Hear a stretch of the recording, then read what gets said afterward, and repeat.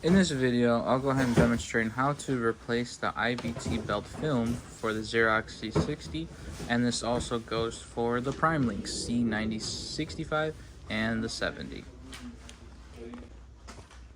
First, we'll go ahead and open up the front cover, and then we're going to go ahead and pull out our fuser drawer.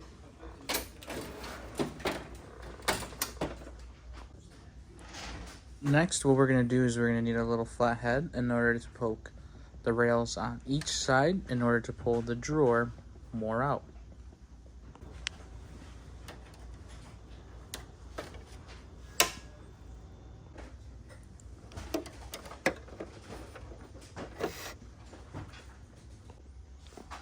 Now we are able to pull the drawer a little bit more out, and then it should lock in place like so. Next, we'll go ahead and aim for 2 screws in order to pull out the IBT belt assembly. So you will have 1 screw right here, and then you'll have 1 screw right here. So 1 right there and 1 right there. Once you take that off, we'll go ahead and start to pull this IBT.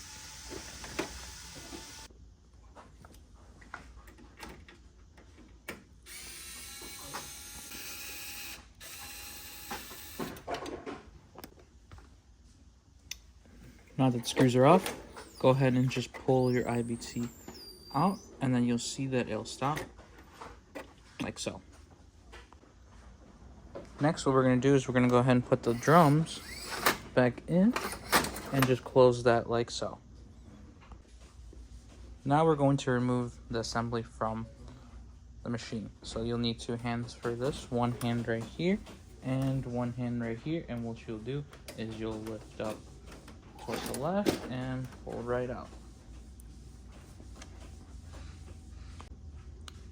So while you are lifting it, there is a little lever right here that you can go ahead and just unlatch it there, and then you are able to put the IBT belt down. First we're going to take off 2 screws, 1 right here, 1 right here. I'll remove this bracket here.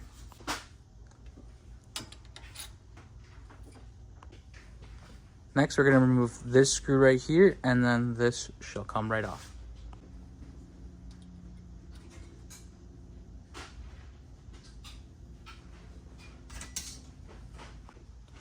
Next, we're going to go ahead and move the cleaner, so you have 1 screw here and 1 screw here. And then we'll lift up, and then you'll see how it comes off.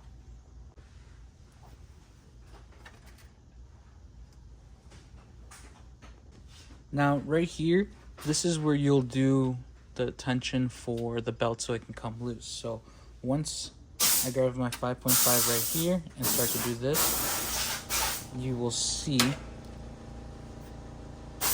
it'll come loose. Now from here, we are able to just pull the film right off like so. And then when we replace our new one, we try to make sure we have the correct patch the right way. And we'll just go ahead and slide down, and then we'll correct it as well.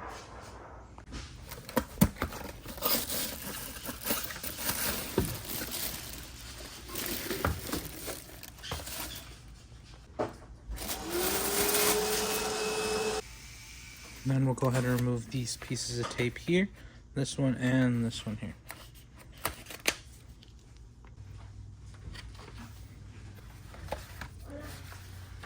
Go ahead and open up this like so. Now, I think it's on this side, normally on this side. Inside here, there's a little box square patch. That's the sensor where it'll read, so that has to be down when we put the belt on. So here is the patch I'm talking about. Alright, so when we put the belt on, there is a little sensor that the belt is going to be sitting on. So as you can see right here, that is the sensor right here. So I'll go ahead and demonstrate how we put the belt back on. So pretty much with gloves, you can kind of just pinch it on each end of the corner there, like so. And then you'll just kind of make sure the belt goes right inside the module, like so. Once you have it in there, you'll see that it'll slide down like so, and then you'll see that it's going to tap the sensor there just a little bit towards the bottom there. Once you do that, I have it holding tension on this end here, and then with your 5.5 you can go ahead and retighten the tension, let go a little bit, and you'll see it'll start to tighten, and then it'll hold on its form like so. So that's pretty much how you put the belt on. You just want to make sure, this is the old one, so you just want to make sure that pattern sensor is going downwards like so. So that's the sensor like that. There should be no sensor pattern up here on the top portion. It's all going to be on that bottom portion, and that's why it hits that sensor there like so. Then we'll go ahead and re-add our belt back to the machine. Now if you notice that the belt is a little bit too high on this end and this end here, you just loosen it up a little bit and then just kind of, you know, push down on one end just slowly, so then you're able to kind of get it in place. Then we're going to go ahead and add our brackets back in. Add this here like so, and we'll have one screw here and one screw here. Next we're going to add this back on. So in order to do that, there is little holes right here that'll line up, and then it'll push down on its own there. So as you see there, go. And then you add your screw right there. Next we're going to add the cleaner. So when you add the cleaner, in this area here, there's little holes there. So when you add it back on there, you'll line it up, and then it'll go down like so. So you see that it'll line up. And then you can add your screw here and your screw here.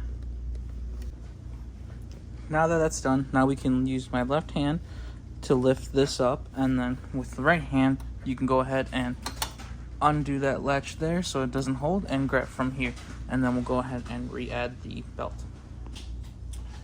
When you add the belt back on, just want to make sure you angle it like this, and then you'll go down. You'll see that right here will be your guide where it falls right down, and then in the corner here is where it will slant, right?